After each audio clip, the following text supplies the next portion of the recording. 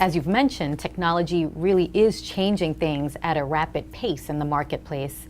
Tell us about some other changes that are occurring and how that's impacting the CIO. Well, first really is the economy, what's going on globally. I'll talk about that.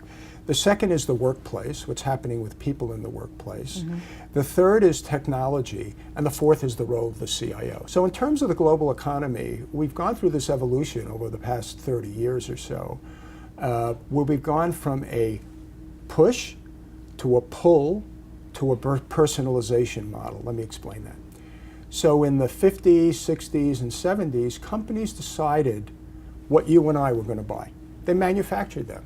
So they basically manufactured products and they pushed it to the consumer. We didn't have a choice. Almost, with the Ford. If it's black, you can have it. Any other color, it's black. Yeah. So that's the push model.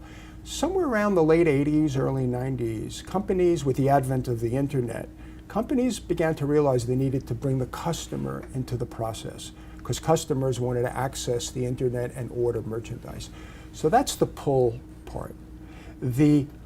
Now we get into personalization. It's all about personal experiences. So Vaishali, when you buy things for your children, you want a personal experience for it. You don't want to be treated like anybody else. You want it to be personal because that's valuable to you. So companies have to figure out how to provide the information and technology into the products that you and I buy in order to create value. So that's the personalization model. So that's three significant stages that have transpired over the past number of years.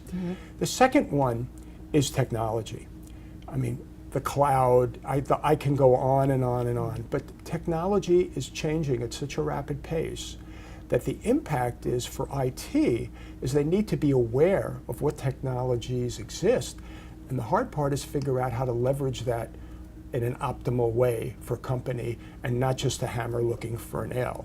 So the IT organization is being thrust with requests from the business because of the personalization strategies and all the technologies, because everybody on the business side said, oh, there's a great technology, I want to use it. So it's really changing, impacting the CIO. The third is the workforce. So people now in the IT organization need to meet with business leaders. A lot of them don't know how to speak business speak. They're great at technology, but they don't know how to speak business speak. So they have to learn and upskill their business skills.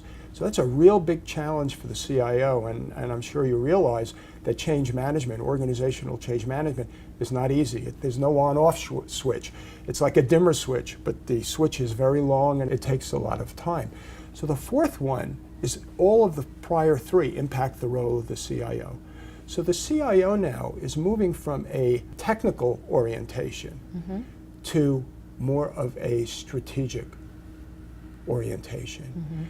And strategic CIOs have to learn, or are learning, how to work with C-suite executives to really develop new products and services by leveraging information and technology to achieve business success. So having an information and technology-centric strategy is a must in every boardroom discussion. So for CIOs, they got to figure out how are they going to do that. More importantly, they can't do it alone. They have to transform their organization to really be a strategic enabler. And so what the book is about is the how. How do CIOs transform their IT organization to be strategic enablers of business?